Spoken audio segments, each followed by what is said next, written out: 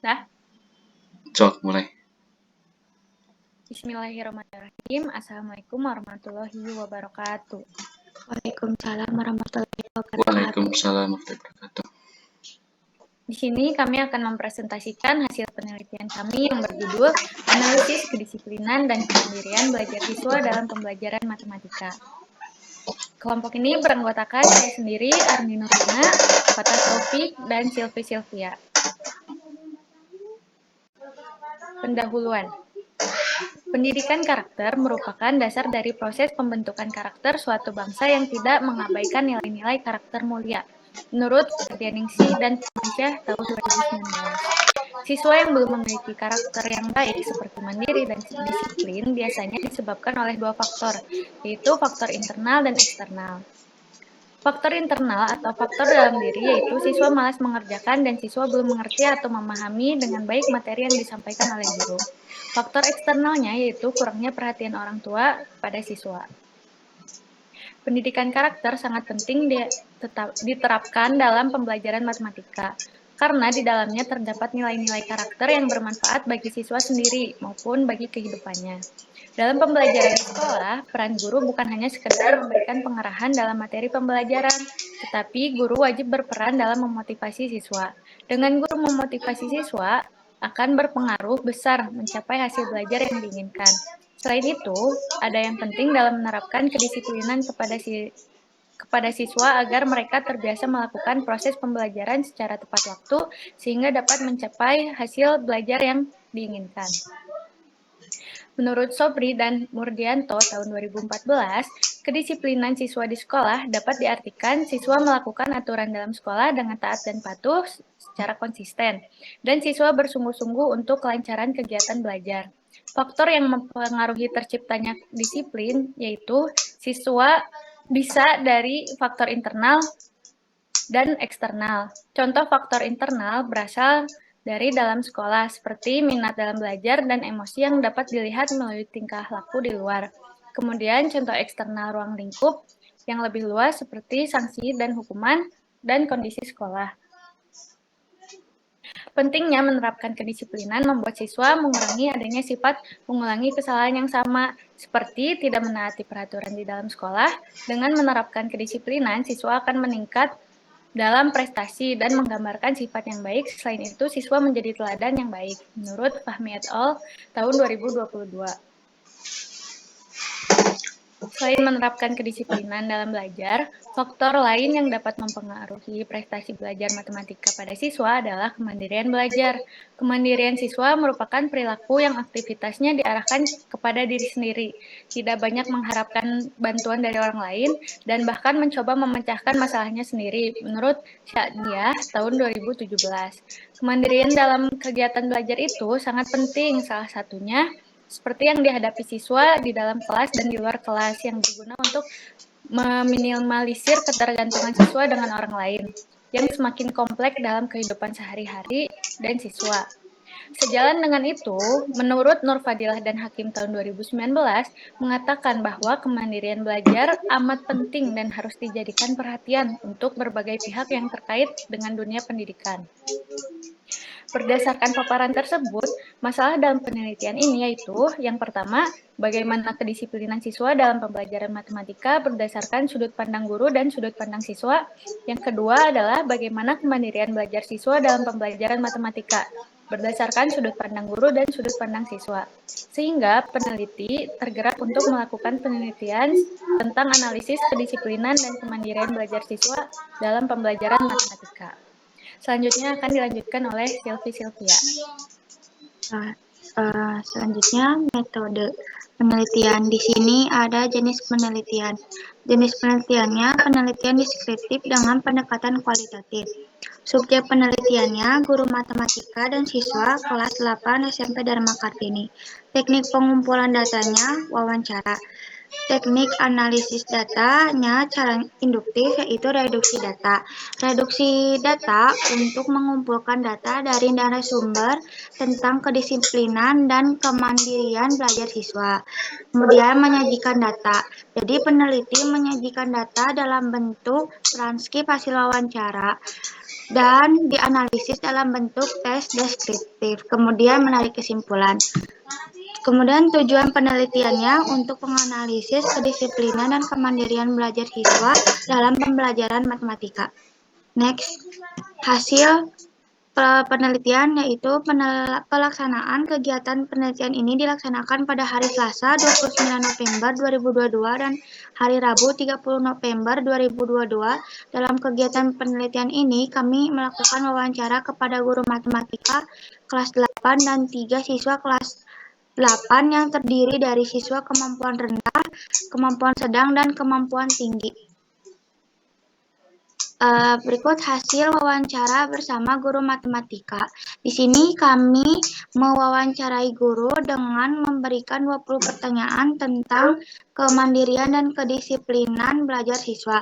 Di situ ada dokumentasi dari wawancara dengan guru matematikanya. Next. Di sini hasil wawancara bersama siswa dengan kemampuan tinggi. Nah, untuk mewawancarai siswa kami memberi 15 pertanyaan. Di situ ada dokumentasi hasil dari wawancara kepada siswa tersebut. Kemudian hasil wawancara bersama siswa dengan kemampuan yang sedang. Di sini kami juga memberi 15 pertanyaan untuk mewawancarai siswa tersebut. Dan di situ tertera dokumentasi dari wawancara kepada siswa dengan kemampuan sedang. Kemudian hasil wawancara bersama siswa dengan kemampuan rendah. Di sini kami juga sama memberikan 15 pertanyaan untuk mewawancarai siswa tersebut dan di situ juga ada dokumentasi hasil wawancara kepada siswa dengan kemampuan rendah. Selanjutnya akan dilanjutkan oleh Fatah Taufik. Baik, selanjutnya yaitu pembahasan berdasarkan hasil wawancara dengan guru yang bersangkutan bahwa siswa di sekolah ini pendidikan karakternya yaitu cukup baik mengenai kedisiplinan dalam pakaian ataupun tugas yang diberikan oleh guru. Namun hanya ada beberapa siswa saja yang melanggar, tetapi tidak sering. Siswa yang melanggar akan diberi sanksi oleh guru dengan hukuman yang mendidik, bukan dengan hukuman secara fisik. Jika ada siswa yang melanggar, maka akan ditanya terlebih dahulu dan akan diberitahu secara baik-baik. Namun, jika pelanggarannya parah, maka orang tua siswa tersebut akan dipanggil ke sekolah untuk berkolaborasi. Nah, aturan sekolah dan aturan kelas itu amat begitu penting dalam mendisiplinkan semua pihak sekolah yang berisi tuntunan dalam perilaku sehari-hari menurut Wuryandani et al. Tahun 2014. Pada saat pembelajaran berlangsung, siswa jarang ada yang bolos, baik disengaja maupun tidak disengaja. Menurut gurunya, siswa selalu mengerjakan soal yang diberikan guru jika gurunya ada di kelas. Namun jika ada siswa yang tidak mengerjakan, akan ditanya lalu dibimbing agar mengerjakan atau disuruh ke depan untuk mengerjakan soal di depan teman-temannya. Lalu guru pun akan menjelaskan kembali agar semua siswa tersebut dapat mengerti. Nah, kemudian ketika ada siswa yang tidak mengerjakan tugas, maka siswa tersebut akan ditegur dan disuruh untuk membereskan tugas tersebut. Guru juga memberikan tenggat waktu kepada siswa dalam mengumpulkan tugasnya. Nah, batas waktu yang diberikan kepada siswa untuk mengerjakan tugas bisa membuat siswa menjadi terdorong untuk sesegera mungkin dalam mengerjakan tugas tersebut menurut Nartiningrum dan Nugroho tahun 2020. Siswa yang tepat waktu akan diberi poin yang lebih besar dibandingkan dengan siswa yang telat mengumpulkan. Poin tersebut sebagai acuan mereka untuk disiplin dalam mengerjakan tugas, juga untuk menghargai siswa yang tepat waktu. Kedisiplinan merupakan suatu karakter yang amat penting untuk mencapai tujuan pembelajaran, maka dari itu kedisiplinan siswa harus dilatih serta dibiasakan, menurut Prasetyo dan Sutama tahun 2022. Pada saat ulangan, tidak ada toleransi untuk mencontek. Guru selalu meyakinkan siswa bahwa siswa tersebut bisa mengerjakannya sendiri tanpa melihat hasil temannya. Guru pun memperbolehkan siswa untuk mencari sumber ilmu lain seperti internet dan sebagainya. Guru memiliki peranan yang cukup penting dalam menanamkan karakter kemandirian belajar siswa, Pada dasarnya, kemandirian belajar juga mempunyai pengaruh terhadap prestasi belajar siswa, yang dimana hasil belajar dari siswa yang akan menentukan kualitas dari pembelajaran menurut Nur Fadila dan Hakim tahun 2019.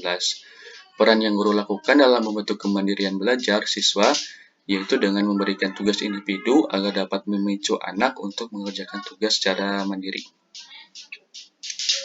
Nah, siswa yang diwawancara itu dikelompokkan menjadi 3, yaitu kemampuan tinggi, kemampuan sedang, dan kemampuan rendah. Hasil dari wawancara tersebut adalah, untuk siswa kemampuan tinggi, siswa tersebut jarang terlambat ke sekolah, tidak pernah mencontek, selalu memperhatikan guru, dan selalu mengerjakan tugasnya tepat waktu. Dan jika tidak ada guru, siswa tersebut belajar sendiri dan memahami materi yang sedang dipelajari. Siswa tersebut tidak pernah melakukan pelanggaran pada kedisiplinan, hanya saja pada saat pembelajaran terkadang mengajak temannya mengobrol tetapi tidak sering. Sementara itu, untuk siswa kemampuan sedang, siswa tersebut tidak pernah terlambat datang ke sekolah, tetapi siswa tersebut sering meminta jawaban teman dan bertanya kepada temannya setiap waktu. Siswa tersebut mengerjakan tugas jika sudah datang hari dikumpulkannya. Ketika guru tidak ada di kelas, siswa tersebut memilih mengobrol dengan temannya. Siswa tersebut tidak pernah telat dan tidak melanggar aturan sekolah. Sementara itu, siswa kemampuan rendah, siswa tersebut sering terlambat datang ke sekolah, tidak tepat waktu dikarenakan bangunnya kesiangan. Siswa ini pun selalu mengganggu temannya dan menurutnya itu adalah suatu hiburan. Terkadang siswa ini mengerjakan tugas, terkadang juga tidak. Jika tidak ada guru di kelas, siswa ini sering main-main dan mengobrol dengan temannya. Siswa tersebut pernah melanggar aturan sekolah, sehingga pernah terkena razia rambut dan juga bajunya dikeluarkan. Ia pun tidak bisa belajar sendiri, harus belajar dengan temannya, dan juga menanyakan hal-hal yang tidak mengerti kepada temannya. Next. Nah, untuk kesimpulan dari hasil penelitian ini yaitu, berdasarkan hasil dan pembahasan, maka dapat disimpulkan bahwa kedisiplinan siswa dalam pembelajaran matematika berdasarkan sudut pandang guru dapat dikatakan cukup baik, dilihat dari 2 aspek. Aspek pertama, patuh pada peraturan sekolah. Siswa selalu mentaati peraturan sekolah dan memakai atribut yang lengkap sesuai dengan yang ditetapkan sekolah. Pada aspek yang kedua, dalam pembelajaran matematika, siswa tidak pernah bolos dan selalu datang tepat waktu ketika jam pelajaran matematika, serta dalam mengerjakan latihan soal atau tugas selalu dikerjakan dengan baik. Sementara itu, kemandirian belajar, siswa juga cukup baik. Hal itu dapat dilihat dari siswa yang mengerjakan tugas secara mandiri dan mencari sumber referensi lain secara mandiri, baik itu dari buku maupun dari internet, untuk bisa menyelesaikan tugas tersebut. Next. Nah, sedangkan berdasarkan sudut pandang siswa, diperoleh bahwa kedisiplinan siswa dengan kemampuan tinggi memiliki kedisiplinan dan kemandirian belajar yang sangat baik, dilihat dari selalu datang tepat waktu ke sekolah, tidak pernah bolos, patuh pada peraturan sekolah, mampu belajar sendiri, serta selalu mengerjakan tugas secara mandiri dan tidak menundanya. Sedangkan kedisiplinan siswa dengan kemampuan sedang memiliki kedisiplinan dan kemandirian belajar yang cukup baik, dilihat dari selalu datang tepat waktu ke sekolah, tidak pernah bolos, patuh pada aturan sekolah, mampu belajar sendiri, serta selalu mengerjakan tugas secara mandiri, namun suka menunda tugas yang dikerjakan. Sementara itu, kedisiplinan siswa dengan kemampuan rendah memiliki kedisiplinan dan kemandirian belajar yang belum baik. Dilihat dari jarangnya mengerjakan tugas, pernah melanggar aturan sekolah, suka menunda mengerjakan tugas, dan belum mampu belajar sendiri. Baik, mungkin cukup sekian presentasi dari kelompok kami. Mohon maaf apabila terdapat kekurangan dan juga kesalahan. Terima kasih. Wassalamualaikum warahmatullahi wabarakatuh. Waalaikumsalam warahmatullahi